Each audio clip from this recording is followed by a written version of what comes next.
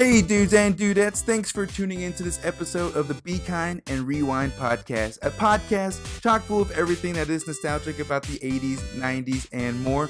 This episode, we're getting a little wild and a little strange by putting on our Puffy Shirts and heading to the Bar None Dude Ranch to talk about the debut episodes of Seinfeld and Hey Dude with my special guest, Mike Spanakos from Video Rangers podcast. Did I say that right? Mike Spanakos, is that right? All right, just want to make sure F that up before we even get into it. So yeah, the Video Rangers podcast. So welcome, Mike. I appreciate you coming on. Thanks for having me on, man. Yeah, so tell us just a little bit about you and then the Video Rangers podcast as well. Really, just a regular person that just watches movies. I was listening a little bit. The other one, which one was it? You last couple episodes you had done.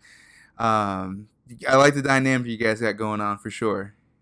Oh, dude, we've been doing that for probably just before we ever thought about doing a podcast. We would just sit around in my parents' basement and we would just watch these movies and just really complain about how terrible they are. Summer School, that was the one. Yeah, that Summer School is a pretty good classic, and yeah, I had some friends that I wish lived in town so we could just get in the same room and do this kind of thing or have the same schedule. But yeah, it's a nice dynamic to listen to you guys just kind of rant about some of these movies. Sometimes we go in a little hard. Sometimes we actually like the movie. But hey, even our favorite movies, we have just the things that we dislike or we wish were a little bit better for sure. Yeah, but it's all in good fun. I mean, I know sometimes we're a little harsh. But... Oh, yeah. Well, of course. Well, you and I, our podcasts are now part of the new Poop Culture Extended Network. So we're all excited to be part of that. How long have you been with it so far? Like a couple days. Yeah. All right. Well, we're all just as new as everybody else. So, yeah, it's a growing network. So we encourage everybody to go check it out, poopculture.com. All of our podcasts will be up there, some other content as well. So we're just all kind of along for the ride, enjoying to see how this is going to go. So Video Rangers and Be Kind and Rewind podcasts are part of that. So we're, like I said, interested to get going into that. But we're here today to talk about two debuts that happened in 1989 in the months of July and I think August as well. We have Hey Dude on Nickelodeon, and then we had Seinfeld, which I believe is on ABC. So it's two, I guess, impactful shows, I guess you want to call them, for different genres or different demographics. So just jumping into Hey Dude history real quick, what I have, the show aired from July 14th, 1989 to 91 with 65 episodes for 5 seasons on Nickelodeon. And it was the only reason that it got shut down was because they moved to Orlando and they couldn't justify the production in Arizona. So that was 5 seasons. I can't imagine all the plot lines that went on in that show throughout 5 seasons. I didn't watch the full 5 seasons. I watched the first 2. But what about you, Mike? What do you think of the history of Hey Dude? What does it have in your life, and the impact in your life? Well, it's just I remember when it first came on. I used to get dropped off at my grandparents' house a lot when my mother would go to work, and I would watch. I'd just sit in front of Nickelodeon all day, and I watch You Can't Do That on Television. Oh yeah, where the slime originated. Yeah, Finders Keepers, all these shows that nobody talks about. Welcome Freshman was another one, good one. Yeah, stuff like that, man. And Hey Dude was just one of those ones that was on, and I mean, it was I was talking to you before, and I was saying it's like Nickelodeon's Saved by the Bell. It's not quite as, it's almost as ridiculous, but I mean the way the lines are delivered and written, yes, it's definitely on par with Saved by the Bell. Yeah, I mean, nobody's yelling time out, but we get a nice yippee-ki-yay. That's true. One thing about the yippee-ki-yay, I was listening, it's yippee-ki-yay. I always thought it was ki-yay as well. I've always said it that way. I've sang it out loud in crowds, and now I look back in embarrassment that people are like, that guy doesn't know it's ti-yay. So that watching with the opening theme, I was like, oh my god, I've been singing it wrong for decades now. That song is awesome though. It is. If there's a nostalgic top 10, that definitely nostalgic theme songs, that one hits it hard. When you hear that song, you're instantly transformed to your old living room or whatever. Yeah, you don't even have to. You can go years without hearing it, and you probably know all the words. Still, yeah, exactly. And I I still mean, know the order, like the cast members were going to come up. Like I yeah, knew it. it's all in like alphabetical order or Yep. something, right? Yeah. So the show is interesting. Like I said, I watched the first like I think maybe 2 or 3 seasons, and then I kind of like fell off after a while. But some of the behind the scenes stuff they had on some of the trivia was um, the actual Dude Ranch was like about a mile away from an actual ranch. So they Yeah, are still in some area where it was happening, but they didn't want to be around, guests and people like that. It's still there, I guess. The additional the Dude Ranch is still there. People have YouTube videos galore out there. People visiting the abandoned set, so it's still there out in I think it's Tucson, Arizona. That's where it's still located. yeah. So, do you have any plans of making your way out to the Dude Ranch? I would love to do that, man. I haven't like really thought about it, but now that you mention it, that might have to be might be something I do. I mean, those man-eating jackrabbits and those rattlesnakes. I don't know if I could deal with out there. It's I'd be more afraid of the killer cacti. That's true. Hey, dude. So yeah, the show, like I said, we would talk about the opening theme, and then even some of the characters kind of going into from the first episode. So we're here to talk a little bit more about the first episode, which for both shows, Seinfeld and Hey Dude. So I watched a first episode last night. I haven't seen the show in so long. Like I've seen clips of it on YouTube, but I never watched a full episode. And it goes by 22 minutes goes by fairly quick, but man, the way some of these lines were delivered this first episode, the acting, and just the way it was paced, it's just like, man, this 22 minutes is a long 22 minutes. But because it's so silly, and like some of the stuff that's going on is just like that first episode. That's when like everybody's coming, and they're all eating each other, and I think it's Ted and Danny and Melody are the ones that have been working there for like the summer or two. And Brad's the new member coming in. Brad's the new one, and she's kind of like she's a weird mix of like Blair and Joe from Facts of Life. That's funny. That's a good combo. She's got like a rich girl look to her, but she can ride a horse. So. I like that part of it because when it fooled me, I remember the first time I saw it, I was like, oh, I thought she was a guest or she was gonna they were gonna be dating as a guest and a staff member, but yeah, she ended up being the horse instructor. Spoiler alert. Yeah, and then the introduction. Yeah, exactly. The introduction also of Mr. Ernst and Buddy, kind of showing them like fish out of water, out of their element, showing up in Jeep, and he's wearing like the Marty McFly, Clint Eastwood outfit and Back to the Future 3. Yeah. So you start getting everyone set up of like their character, like Ted's he's a little bit more not hot-headed. He's more vain in regards to his position and his new senior staff member. So it went to his head real quick. And then Danny, of course, the voice of reason, which I like Danny because he just basically calls everybody out on their BS, on their bullshit. Danny's real cool, man. He just he's just there. You barely ever catch an episode where he's like really upset, except for the one where they forget his birthday. That's like they're messing with him the whole time. But I always liked Ted. Ted was my favorite.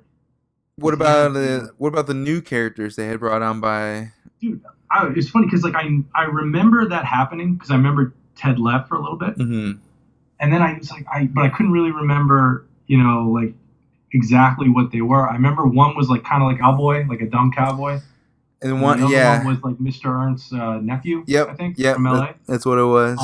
But other than that, I just remember like when Ted did come back, him and the cowboy dude, I think were like fighting for Brad's love or something like that. Well, yeah, because I mean they threw out that ratio like no other. They had like six dudes going, and then and 2 girls. Like that's not gonna work. And then because when I first saw that they had 2 other dudes, I was like, oh, then Ted and like Danny are probably gone. They just replace them like Saved by the Bell. They bring in a character, they replace him. No, they added on. I was like, no, this ratio is just not working. They needed to add another girl, not 2 dudes. But I don't know. I don't know what the production side was going on with that. I mean, it's you know what, man? It's just like it was really good for its time. I mean, it was something really different, especially for Nickelodeon. I think it was their only like their second live action show. Yeah, and it was one of those shows that like it was good, but it wasn't like Snick worthy. It was never going to be on a primetime lineup in Nickelodeon. It was a strictly afternoon, like, past the time kind of a show or in the background kind of a show. Oh yeah, I mean the thing was like shot like it was on like your parents' camcorder. Yeah, like a big microphone out of it. I mean it's, but it was just like it was somewhat interesting storylines. I mean they would be ridiculous, but I would want to see what happens. Like I love the one where Melody and Brad get like they have to spend the night in the desert. Is it part of a prank or like an old mine or something, and like Brad's got to get her out, and there's a couple really funny episodes. I mean, there's another one where like Melody's like she's trying to date a college dude that's like staying at the. There's scenes where like they're talking about like Melody's telling Bradley that Brad that she's not with the new hip rap music. I mean, I highly suggest somebody watch that because that is absolutely ridiculous.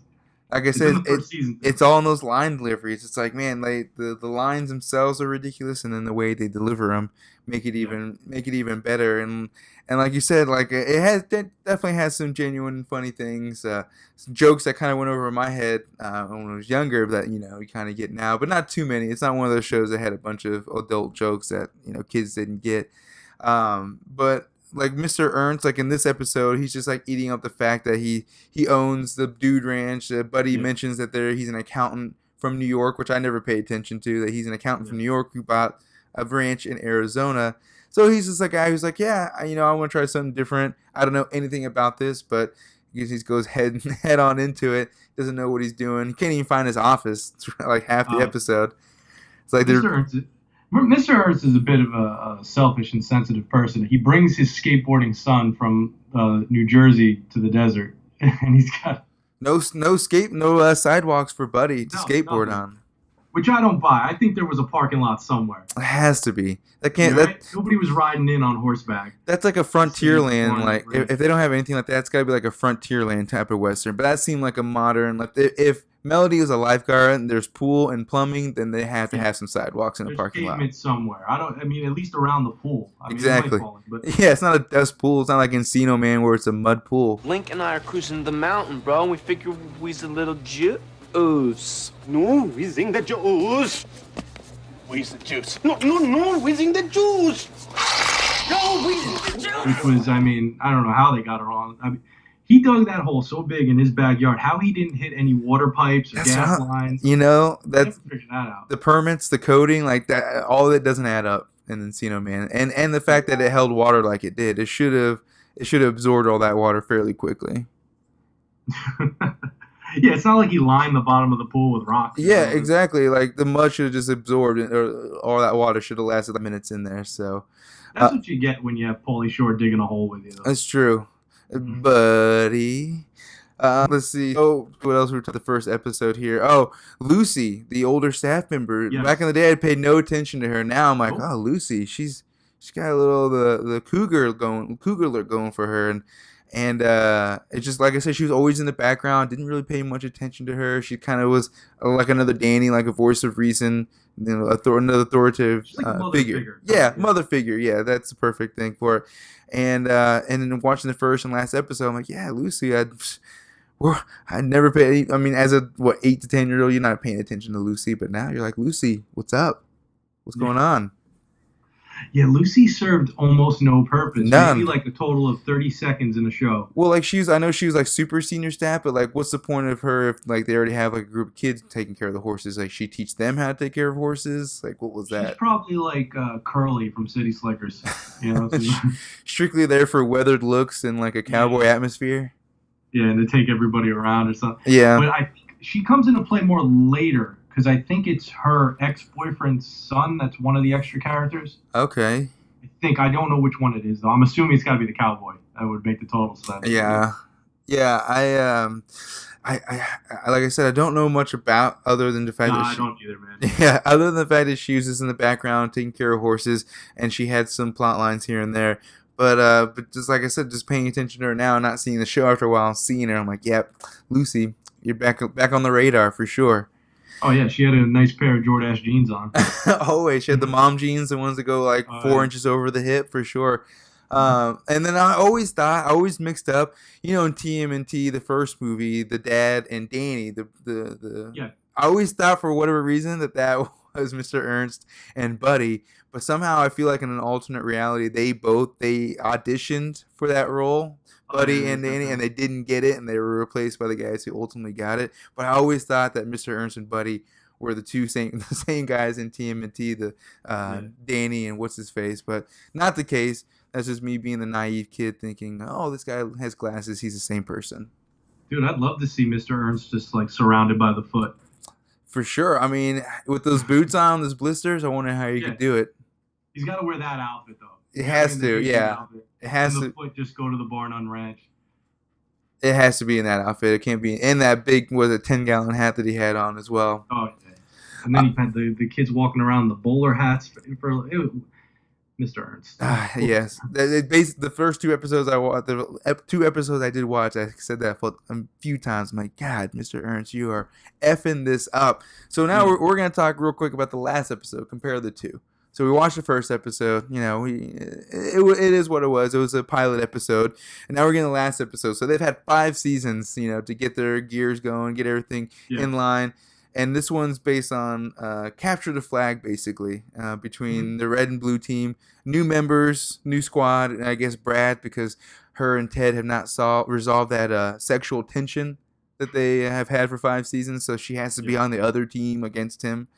So yeah, this is the Smelt trophy that Brad or Ted gets out, and it's kind of like it's like the obstacle course at the end of every 90s movie, like Major Payne and Heavyweights. It's like, I would attest it to that. It's like you get the capture the flag game, 2 teams against each other, and it's just like, what shenanigans are they going to pull in between that? So what do you think of the last episode compared to the first one? Well, it's tough because like I haven't seen that episode in a long time, but just from watching it from the first to the last episode while it was on, you didn't know these things were ending, so it wasn't like you didn't really like look at it like, oh man, that's the last episode. They kind of it wasn't like a Friends finale. You're like, oh, I'll get together and watch the last episode. Or even Seinfeld's finale. I mean, it's just like finales are tough, man. And sometimes I think it's better if they, even though we want the closure, it's somewhat better that we didn't get it. I mean, because you build up so much, you expect it to be the best episode ever because they're just going to come, firing on all cylinders, and it rarely works out. There's only I really like the final episode of like The Office. Yeah, with the wedding and everything like that. Yeah. But then again, I remember, looking back at we can talk about it when we get to Seinfeld. Plenty to talk about with Seinfeld for sure. So we'll wrap up with the Hey Dude in a little bit. So we'll go on into some of the more plot lines for this episode. So now the running gag on this episode is Mr. Ernst is sleepwalking throughout the entire episode. So like he gives them cowbells to wake him up, and these people are paid staff, and he's giving them cowbells to make sure he's not sleepwalking around, which I thought was funny at that time.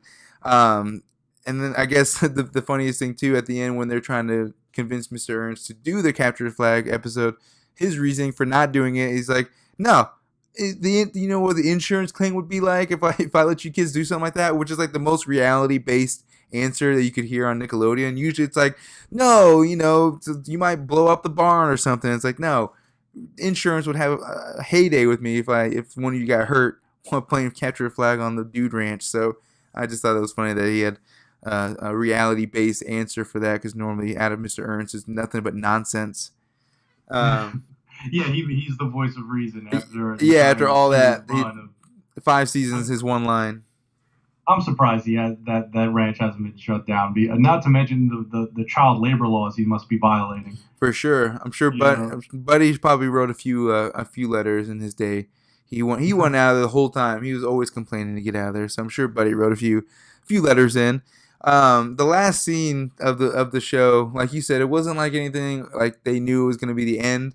It's just the same as the beginning. Ted fell into the trough, whereas now Mr. Ernst falls into a giant horse tank.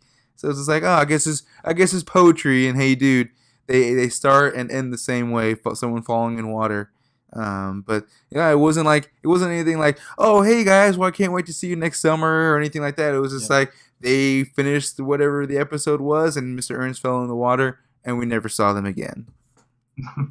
That's how Hey Dude ended. You know, it's like I'd love to give them credit for pretty much starting and ending. Like I just can't think that they did that on purpose. Nah, I honestly I thought the same thing. I was like, man, I want to think they did this on purpose, but I think it's just like they just ended it. They're like, yeah, what did we did this before, right? Yeah, whatever, we'll do it again. Yeah. The only thing that show did on purpose was cut to commercial break. That was just yeah, and they had plenty of them for sure. But back in the day, those Nickelodeon, we were getting G.I. Joe commercials, and we weren't getting these boner commercials every time we were watching something. We were watching Nickelodeon. We were getting those toy commercials back in the day. So I guess cutting to in the day, companies sold you products. Now commercials sell you Viagra. That's pretty much it. Yeah, and it was like, oh yeah, we haven't tested this yet, but you should definitely try it. And like, oh my god, you'll probably get a nosebleed, but you should take it anyway. You might want to commit suicide, but your boner's going to be fantastic. So yeah, the commercial breaks were rampant for Hey Dude, but the G.I. Joe commercials made up for it. So last thing about Hey Dude, we're going to do our top 3 Hey Dude characters. So I don't know. I've got my top 3. We'll do through each one at a time. So my number 3 is Mr. Ernst. Buddy, you're my only son. Do you really think I'd make you do something dangerous? When there's a chance for him to win $10,000 on hilarious home video? Buddy, I'm your father. Trust me. Now get in. Okay, Kyle, remember, fast as you can go. Because he played the perfect bumbling idiot owner, fish out of water type of scenario. Kept things, I guess, interesting on the Dude Ranch. So he's my number 3. Who's your number 3? My number 3 is Danny. It's got that creepy feeling you get when you think somebody's watching you. Do you often feel that people are watching you? That maybe there's some large conspiracy against you that involves CIA or the KGB? Danny, nice. He's solid enough that you like him, but he never did enough to like where I was like, man, I can't wait to see what he does this week. Yeah, he wasn't like a Brad or a Ted where you just like, damn it, Ted, why you're better than this, like something like that. Come on, Ted, I know you have better. Always shaking our heads at Ted. Yeah, so then Danny definitely solid. My number 2, I'm gonna go with Melody. Why do you read these scary books? You always end up screaming. No, not always, just in the good parts. Now come on, let me read this to you. It's the best. No, I really don't want to hear it. Come on, Brad, you have to listen. Just because, just like everybody had a crush on Melody, and then she ended up being Ben Stiller's wife, so she was in some of the funnier movies like Zoolander and some other movies like that. So I always had a crush on her. Plus, she was always enthusiastic and just kind of, she was the lifeguard. She was like the Wendy Peppercorn of the Dude Ranch. So like I just had that squints like crush on her. So Melody is my number 2. Who's your number 2? Mine was Melody, but I'm gonna change it. Oh, nice. We tied it on the Melody. Yeah. I'm going to change it to Buddy. And I'll tell you why. Buddy, this is going to be a great shot. I'm not so sure about this, Dad.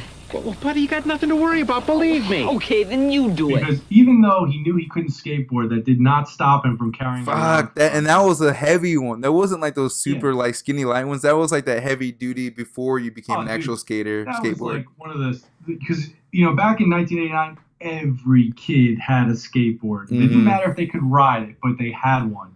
And it was, I'm surprised they didn't give him a Walkman, too. I'm sure he did, too, at some point. Probably had one. The batteries ran out on the ride in. That's true. I didn't see a Walgreens anywhere near that place. No. You couldn't see anything. So you got Buddy as your number 2, then? Yeah. All right, so now number 1. My number 1 is actually Danny. I thought you said he was God's gift to women. No. I said he thinks he's God's gift to women. Oh, that's very funny. Who's the new guy? He's Jake. He's Mystery's nephew. Mystery pays us to be nice to him. Oh, that's very funny. Because, like I said before, Danny was always just like that sarcastic, kind of the most grounded of all of them, kind of called everybody out on the bullshit, just like, yeah, especially Ted. When Ted was trying to, get on the wild horse, he's like, Ted, you idiot. He's like, you're going to be dead next time. He's like, I'm not going to save you. He's like, that's right, Danny. Tell Ted he ain't going to be supported next time. So, yeah, I always liked Danny, just kind of always putting his foot down. He was never like the they never like beat you over the head that he was a Native American type of a thing. Like I know they had an episode here and there, like they talked about his history and things like that. But like he wore like tie-dye shirts and things like that, so he kind of broke the mold, as opposed to like a Native American on a TV show type of thing. So that's why I like Danny. They didn't go in on it like you would expect them to, especially at the time. You know, like, exactly. I mean, it was more like, you know, just like regular life, like he was a regular person. Just like one of your friends that just happens to be Native American. Like, oh, cool, yeah, whatever. Yeah. Let's go to the arcade type of thing. Yeah, I mean, any other show like around that time would have had him like fucking shooting arrows into the or something. I mean, just like that Saved by the Bell episode, you know, when Zach had that Indian chief come visit him, and Zach wearing a headdress to school the next day. I'm like, oh my god! Even at like 13, I was like, oh my god, this is ridiculous. I wish somebody would just threw garbage at his feet. And they had the tear coming out of his eye. Yeah, so that Danny's a solid character on my eyes, so he's my number one. Who's your number one? My number one's Ted, man. Now look, if anybody around here is going to get nowhere with Brad, it's going to be me, pal. Hey, Ted, have I told you that I missed you? No. Good. I'm just kidding. Ted. You know what? He was a fucking dick. He was a conceited asshole for sure. That $88 when she lost her pack, when she did that fucking tour for him. That's true. He had like a real. The best part about Ted is like, you know, he was like the senior rancher, whatever he was, the senior staff member. Yeah, he was supposed to be like a cowboy. That's like kind of like a cocky cowboy attitude. Mm-hmm. But I just couldn't buy that he was, you know, any cowboy would ever be caught in those acid wash jeans. I mean, that was yeah, with the elastic around the ankles and like. Ted's one of those guys. He's like, I was so cool at that point in time that he probably still has the same mullet. He says the same haircut. He's like, oh yeah, I was cool then with it. I'm cool with it now. So he probably still wears the acid wash jeans, the mullet. Yeah, he was like, you're right. He was more of like that, just like that cocky quarterback than he was the cocky cowboy. Like he didn't. Yeah. He had a different type of arrogance to him, which, you know, I guess they would say, like Danny said, you have to know him before you can hate him. And because at the end he was a good dude. Yeah, you know, he just was. A little full. His redeemable qualities came out few and far between, but they did come out here and there. So Ted is solid. I was always contemplating Ted, but once I got down to it, I had to axe him. But Ted is a solid character for sure. So those are our top 3 characters from Hey Dude for the debut and last episodes of the show back on Nickelodeon. But now we're moving on to the next show that we all watched. I'm sure plenty of us have watched all 9 seasons of. We have Seinfeld, and the quick history on the Seinfeld is the show ran for 9 seasons on NBC, WNBC, not ABC, from '89 to '98, by Larry David and Jerry Seinfeld. Set predominantly in the apartment building in Manhattan's Upper West Side, the show features a handful of Jerry's friends and acquaintances, George Costanza, Elaine Bennis, and Cosmo Kramer, and often described as a show about nothing, and many of the episodes about the daily life of a comedian. So this show, I own the DVDs at one point. I'm sure like an ex-girlfriend or a friend has them at some point. Yeah. The shows are on Hulu, and they're always on like TBS or one of those channels. So how much Seinfeld has been in your life? Seinfeld, dude. Well, I remember I didn't watch Seinfeld from the very first episode, like the day it aired. It's probably like most people got in like the second or third season, maybe. That right around the 3rd season is when I started watching it, and I think that was because I was like staying up a little later. And I was kind of like, you know, looking at what my parents were watching, and you know, I remember my parents watched Cheers, and I think Seinfeld would air after Cheers. It's kind of like Cheers was like the lead into Seinfeld to kind of get people to watch it, and, you know, and then after a while, like NBC just had this amazing Thursday night lineup. I mean, you had Seinfeld, you had Friends, you had Frasier. I think 10 o'clock. Was ER, I think. Oh yeah, probably. Was that on ABC? I don't remember, but like that's kind of the order in which I was watching things at the time. And then it just like, in the late 90s, it was playing on, like, you come home and it'd be like dinner time, and it'd be like 2 back-to-back episodes on channel 11 or WPIX, and then it would switch to like TBS, and like Seinfeld played all the time, and it was one of those shows that no matter how many times I saw the episode, I just never got sick of it. Like I just really loved it. Like, because everybody was watching Fresh Prince of Bel-Air, like, because they ran like the the double episodes of those late at night, and eventually you'd be like, all right, I saw this episode already, but that never happened to me with Seinfeld. Yeah, with Seinfeld, the reason too, like you're saying, like you can always watch these episodes because it's so quotable that you just want to get to that part where you can, the quote comes in, you want to say it with everybody on the show, like or the premise, like something you didn't really see the last time. It's like a movie, like you notice things that you didn't see the first time. And and it's funny you said that. One of the things I really like about the show is that it wasn't like a regular sitcom where these storylines happen, and then the next episode they go away, and you pretend like they never even happened the week before. But this show always had, like, you go 4 episodes, and then you hear a reference from, 4 episodes earlier. Yeah. And, like, the characters just got so developed, and everybody's, like, is just so on point with everything. I mean, I know people that, as the seasons progress and they get into the 8th and 9th season, I knew people that didn't really like the show then, and I still loved it. Yeah, it was one of those, like, even in certain demographics, like, I had friends who were a couple years younger than me who just, like, I never really got into it. I was like, man, like, it took me a couple of seasons, like you said, probably by the 2nd or 3rd season when I really started watching it.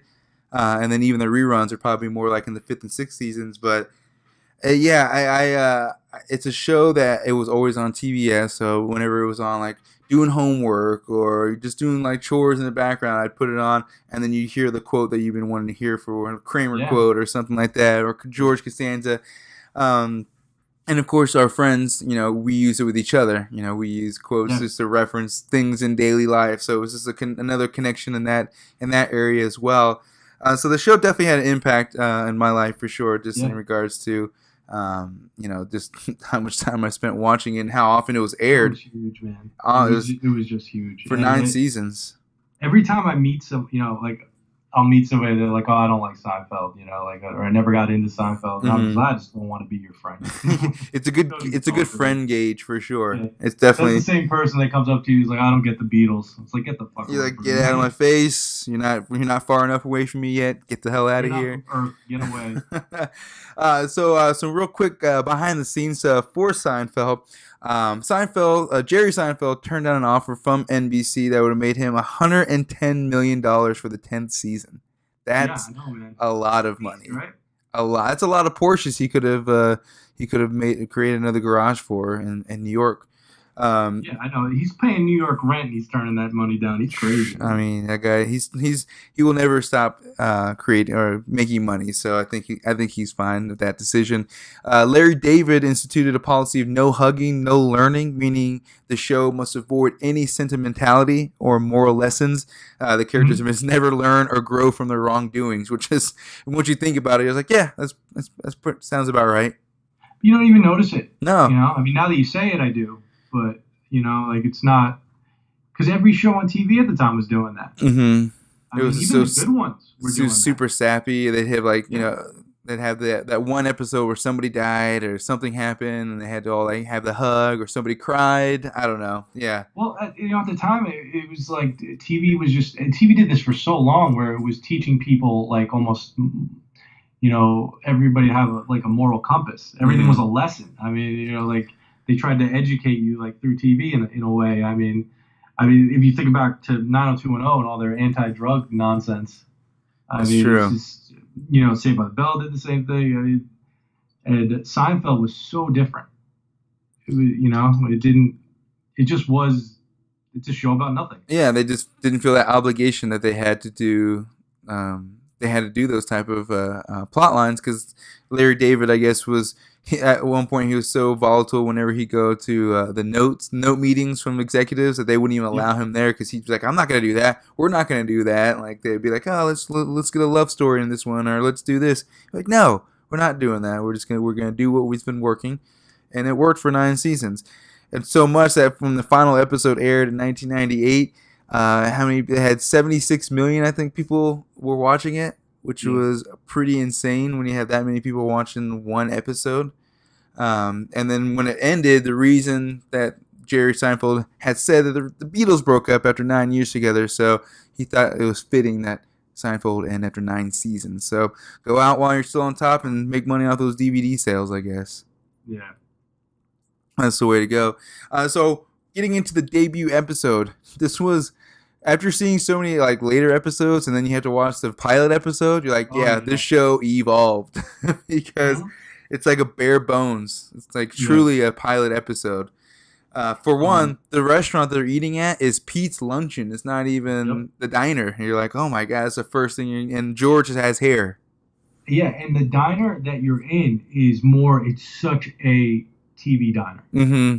The angle that they're at, and like it's different from what they end up setting up as. The tile. It was just like the one that you see for the remainder of the show. That's a diner. Mm-hmm. That's like a regular diner. The one they were in was like a fucking Johnny D's. Yeah, it was. And then like the banter with the waitress, something that will just continue on throughout the show. Claire. Yep, good old Claire. Got decaf on the left, caffeine on the right. It's like not rocket science. Yeah. And then Jerry's walking around, looks like he's about to play a work-sponsored softball game. Normally he has this nice button up over like his huge button-up shirts, but he's wearing like this baseball like t-shirt and his messed up jeans. So it's just different, like because you're used to the polishness of the show, especially his apartment. His apartment looks like a homeless man's apartment in New York. Oh yeah, it looks terrible. Like I was trying to figure it out and watching it last night, and I'm like where the hell's his bedroom? And the apartment's so much smaller. Yeah, and it has like a window lanai over like balcony thing over to like where like his computer usually is. Yeah, it's like a whole like open like almost like a Friends like that whole I don't even know what to call it, but it's a bunch of windows. Yeah, no, I was thinking that you're right about the Friends thing. Yeah. It's not there later in seasons, and his back wall with the bike is like it's basically in the first episode right behind his couch, whereas later on like he has like a whole dining room set behind there before he gets to his room. So you could tell that the apartment gets bigger, gets more polished. His cereal boxes are not to be seen, which was disappointing for the first episode. So he's not getting those cereal sponsorships yet. Yeah, no Snapple in the fridge. No, nothing like that. Although Kramer does make his first appearance without any applause, which was kind of weird too, because you're so used to the applause. Kessler makes his appearance. Oh, that's right, Kessler. Yeah. That's right, Kessler. Isn't that great? Yeah. It doesn't have the same ring as Kramer though. No, and it's just this interesting dynamic, just seeing like how that's gonna, where that relationship goes, and how he's gonna eventually slide in. Like the entrance gets different every time, but the slide in will eventually become his signature entrance. But yeah, it's just like the pace of the show is a little slow too. Like normally, once they get to the 4th, 5th season, like everything's like every plot point's jumping to one, and they're all starting to connect at a certain point. This one's just like it's just like a slow build up to nothing. Yeah. The interesting thing about the first episode is especially if you're going back and looking at it after seeing everything else and how the show progresses, it's just like you see the bones, the foundation's there. It's still Seinfeld, but by the final episode, it's like each character is just like they fall into it like an old shoe. It just slip right in, and they're perfect at it. I mean, you believe these people are who they are. George especially. I mean, when you see him do an interview now versus like when he's doing George, it's like, that's not you, man. Yeah, you're like, oh, you're an actor. Like you were playing a different person because you just assume that they're just like a slightly enhanced version of their own personality. Like, oh, no, you were actually playing, a different person. Basically, Larry David, where he started out as a Woody Allen character, but then he realized the character was based on Larry David, so he molded his performance around Larry David. So yeah, the first episode, like I said, you said bare bones. It's just kind of setting the pace. The pacing was a little bit different. It was a pilot episode. Like even with most shows, the pilot episode is dramatically different to the second episode. So we could have watched the second episode, been the same exact setup as all the other shows that we've seen or episodes. So now going into the last episode, kind of comparing the finale, they call it, one of the biggest finales. We talked about 76 million people watching it in May 1998. This one just a giant clip show basically, but kind of a different angle on the clip show, I guess. You know, the crew gets in trouble because they are bystanders and watching an overweight man get carjacked or jacked at gunpoint, and they don't help him, but it gets video that they didn't help him at all, so they have to go to court, and everybody they've dealt with over the 9 seasons gets to come in as witnesses, and basically we get a clip show from that. So it was pretty divided from audiences and people and other people. So what do you think of the finale? When I saw it, it was, I believe it's 2 parts, right? 2 parts, Yep, yeah, it is. Yeah, it was. I remember when I saw it, and it was still funny, but you just like when the door slams, and they're sitting there in jail, and like I just remember, and what they get, like a year sentence or something like that. Yeah, I think something like that.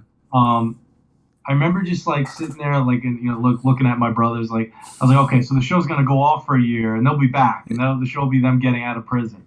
And I said that for years, and it never happened. You think you were waiting for that door to open, and just never did. It was like, yeah, and I just was kind of like, oh, they can't end it like that. I at the time it was mixed because it was still good, but it was like you just wanted more. That was the thing with Seinfeld. It was just like I just want this to keep going. Yeah, and that was the thing. Is like with most finales of any like popular show, it's gonna divide everybody regardless of what they did, no matter what they did. Even if they say we're gonna keep going, they're gonna be like, "You're done, quit, just finish it." And so yeah, it's tough. Like like MASH and Friends, like big finales like that. But with Seinfeld at the time, but when I watch it now, I look at it totally differently. I look at it as like this was a really well-made final episode, and what a way they do deserve to go to jail. They're fucking assholes. Yeah. I mean, they call themselves out. They knew it. They knew they were terrible people. And the fact that like the whole point of the show, most of the plot lines in the show would always connect at the end, just like how this one, everybody calling them out for proving that they're terrible people, and it bit them in the ass in the end, basically. Dude, these guys have done just awful things. Awful things. I mean, Cosmo gets a fucking junior mint stuck in somebody. That guy almost dies. That's right. George has killed somebody. Oh yeah, it's a fiance. Yeah, and I think I don't know if is it George or another guy. It might have been Kramer. Whoever was like got the water all over the floor at the local gym, and Jimmy couldn't jump anymore. He like broke his back. I can't remember who did that, but yes, many instances they proved to be terrible people. Yeah, I mean they're awful. I mean, how many restaurants has Jerry accidentally closed? That's true. Bad man, Jetty. Bad man. Yeah, I myself, I enjoyed the finale, but I was too split. I was like, I don't know if I like it or hate it. Like I knew they had to end it, but when I was like, they're in jail. Like, is that it? That's it? Okay. Then you think there'd be a spinoff, which I think Michael Richards Kramer had a spinoff show, but that, and then even Elaine, she had something, but yeah, it was nothing ever, no news like, oh, we're getting another season, 10th season of Seinfeld, in 2 years. It was nothing like that. It was just like, they're done. It's over. Yeah. Like, oh man, okay. And then DVDs, like little backstories, of like what happens to them. Yeah. Like George Costanza got out of prison and became a importer-exporter. Yeah, or he's now the GM for the Yankees again, or something like that, working for the Yankees. So something like that. Yeah, an update would have been nice. Yeah. So, but Kramer becomes a fucking proctologist. Actually starts making legitimate money. Enterprises. Vandalay Enterprises. Say Vandalay. Say Vandalay. Yeah, no, it would be nice to get one of those just black screen updates, just with the text saying, "Oh, well, George Costanza is doing this." George gets like a expose written on his hands and how what he did. It's a hand model. He couldn't work in the industry anymore. Oh yeah, no, that's a solid one. I would read that for sure. But Max, Mr. Pitt. Oh yeah, exactly. Well, kind of going into like Seinfeld was just full of like a ton of characters, ton of side characters. So it was tough for me to come with my top 3. Was it tough for you to come with your top 3 Seinfeld characters? Well, when I thought about it, I just went, with my top 3 out of the core 4 guys, but I didn't even take the rest of the cast into consideration. I almost said something because I was like, he might go for just the core cast, but I want to go like full spectrum, like anybody. So I'll go off with mine, and you can think about yours, and then you can think about yours. So my number 3 right now is Dr. Tim Whatley. Here we go. Which reminds me, did you hear the one about the rabbi and the farmer's daughter? Huh? Those aren't matzo balls. What? Tim, do you think you should be making jokes like that? Why not? I'm Jewish, remember? I know, but... Yeah, he's the yada yada. He converted to Judaism. He converted to Judaism, and he for the jokes, and he accused Jerry of being an anti-dentite, or Kramer call him anti-dentite. And so yeah, and I just always, every time he was coming on, I knew it was gonna be a solid show. Always giving Jerry a run for his money. So the Dr. Tim was always a good one. My second one is Frank Costanza. You got the hen, the chicken, and the rooster. The rooster goes with the chicken. So who's having sex with the hen? Talk about it another time. But you see my point here? You only hear of a hen, a rooster, and a chicken. Something's missing.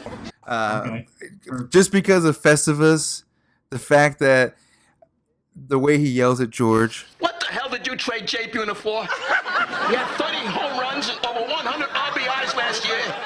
He's got a rocket for an arm.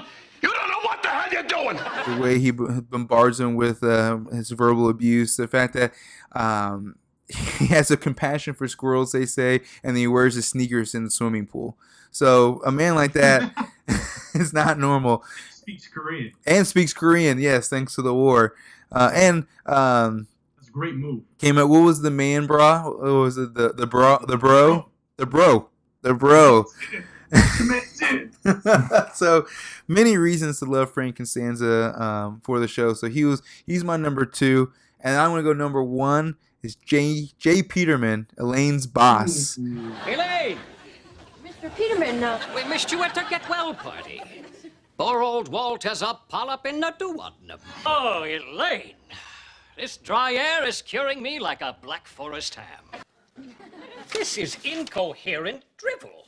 Elaine, who among us hasn't snuck into the break room to nibble on a Love Newton? Yes, I couldn't get enough of Jay Peterman. Firing Elaine for the apparent opium addiction, and for her dislike in the English Patient, things like that. So his eccentricness and like just the way he spoke, the way like a 1940s broadcaster kind of type thing, like I just captured my attention every time. So Jay Peterman was probably my favorite side character for sure. So have you come with your top 3 yet? Have you come up with any of them? Yeah, I think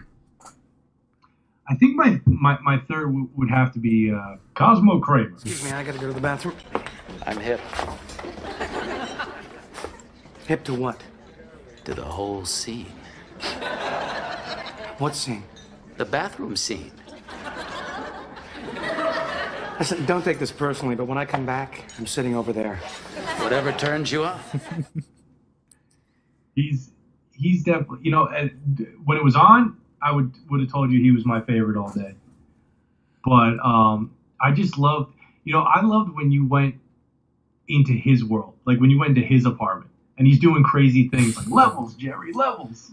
Oh, when he had the what was it, the Asian businessman sleeping in the drawer. Yeah. And just like his crazy ideas, like the coffee table book. A coffee table book that turns into a coffee table. I mean, it's genius. Some of his stories, some of his ideas actually turned into actual ideas. I can't think of any that came off the top of my head, but the coffee table. That smelled like the ocean. Oh, that's right. And the what was the other thing? The make your own pizza. Oh yeah, Papa Murphy's. Dump the fucking cucumbers on it. For sure. Cosmo Kramer, he was hard to leave off of my list, but yeah, he's definitely solid. So that's your number 3. What's the next one? I'm gonna go with Newman. I'll handle this, Violet. Why don't you take your 3-hour break? Well, calm down, everyone. No one's canceling any mail. Oh, yes, I am. Well, what about your bills? The bank can pay them. The bank. And well, what about your cards and letters? Email, telephones, fax machines, FedEx, telex, telegrams, holograms. All right, it's true. Of course nobody needs mail. What do you think you're so clever figuring that one out? But you don't know the half of what goes on here. So just walk away, Kramer. I beg of you. Newman. Hello, Newman. He was, he didn't have a whole lot of storylines, especially in the beginning. But when he would, you knew that he would show up. When he showed up, that you were going to get a Newman out of Jerry. And it was still good, even though you knew it was coming. It took Jerry out of his own character. Like he reacted out of character. Yeah, I love when Jerry is taunting him with the Drake cakes, the coffee cakes. Oh yeah, that's your big boy. And he's just looking at him, and the other dude's all laid out. And well, Newman, they kept Newman few and far between. They kept the mystique of Newman alive. Where he's every time you did see Newman, maybe once or twice a season, either he's gonna be teaming up with Kramer for some scheme or playing Risk or something like that, or he's gonna be messing with Jerry to some degree. So it's gonna be a good episode with Newman. Some scandalous, villainous thing going on with Newman always. I love when they got to do the bottle deposit scam. It's got to drive the truck. Yeah, but you're in the apartment. They're doing the montage of them gathering all the bottles, and Kramer's just passing Newman bottle after bottle just sitting and just soda, chugging them all, just chugging them down. It's just that's the best. The mother of all male days. Oh yeah, oh yeah. So Newman's solid. I wish I'm kind of regretting not putting him on my list. So he's a good number 2. So what will be your number 1 Seinfeld character? George. You're giving me the "it's not you, it's me" routine? I invented "it's not you, it's me." I was in the pool! I was in the pool! It's come to my attention that you and the cleaning woman have engaged in sexual intercourse on the desk in your office. Is that correct? Was that wrong? George is getting upset! Anything goes! It's Thunderdome! Serenity now! Believe it or not, George isn't at home. Please leave a message at the beep. I must be out, or I'd pick up the phone. Where could I be? Believe it or not, I'm not home. George, can't stand you all day. Well, I love that. That was my favorite character. He was just, everything he did was just way more ridiculous. I love when he knocks over the kids when he's getting out of the fire. The donut on top of the trash can episode. And he's always just getting he gets so upset about things. When the one dude didn't know who Bozo the Clown was. he just holds on to things for way too long. Bozo the Clown is. Gets all worked up, and if you watch Curb Your Enthusiasm with Larry David, you'd be like, yeah, of course, this is George Costanza. This is George. And any little small thing that wouldn't bother a normal person bothers the hell out of George Costanza or Larry David. So he makes it into a big deal. I love him in the parking garage episode. They can't find the car. Yeah, and he's just we're trapped like rats in some experiment. He's just losing his mind, going straight into the abyss. And it's just oh my god. Well, if you see, the best part is the parents that they give him. You can see why he's so neurotic and out of control. Yeah. He's Frank Costanza and his mom. He's they're both nuts. And of course, he's gonna be nuts. The parents, just in general, the parents on the show were really well thought out. They were just every character had just so much depth. You know what I mean?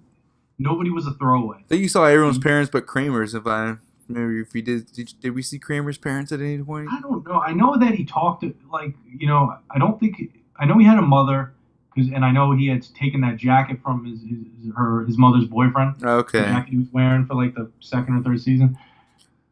He looked really good in that jacket. He said, get that tailored suit. You know, but yeah, I don't really remember seeing his parents or mother on the show. Jerry's parents were pretty funny. I know the mom. Yeah. They switch out the mom or dad. Who they switch out? The dad. Yeah. The dad was different the first time he appeared, and I think Larry David went back and reshot that episode to put. Oh, really? So they canceled him out completely then, huh? Yeah, so if you have the DVD set, you can watch it with or without that dad. Oh, man. Well, that'll be interesting. I'll have to go find that because I forgot what the first dad looked like. I just remember, was it Morty? The first dad looks kind of like Carl Reiner. All right. Yeah.